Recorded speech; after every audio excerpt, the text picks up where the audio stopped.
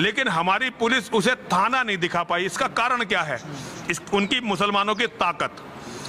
साद की जो ऑर्गेनाइजेशन है तबलीगी जमात, उसने पिछले 100 सालों में 40 देशों को मुसलमान बना दिया, 40 देश इस्लामिक बना दिए, लेकिन भारत में लोग उसके बारे में जानते नहीं है।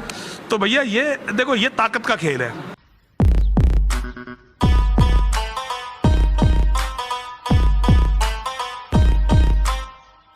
जी दोस्तों, आपने देखा कि इंडिया में भी साद हुसैन रिजवी साहब और तहरीक लब्बैक के जो कारकुनान हैं उनका चर्चा हो रहा है, उनकी तारीफ़ हो रही है।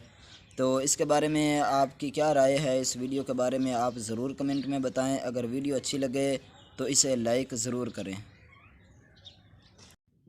और इसके साथ दोस्तों आपको बताऊं कि हमारे चैनल पर जो है वो हेडलाइंस इंशाल्लाह हर रोज़ अपलोड की जाती है। तो अगर आप तहरीक लब्बैक पाकिस्तान की तमाम हर रोज़ की जो ताज़ा तरीन अपडेट है वो हासिल करना चाहते हैं, हेडलाइन सुनना चाहते हैं, तो फिर डिस्क्रिप्शन में यूट्यूब चैनल का लिंक भी है और व्हाट्सअप ग्रुप का भी लिंक है।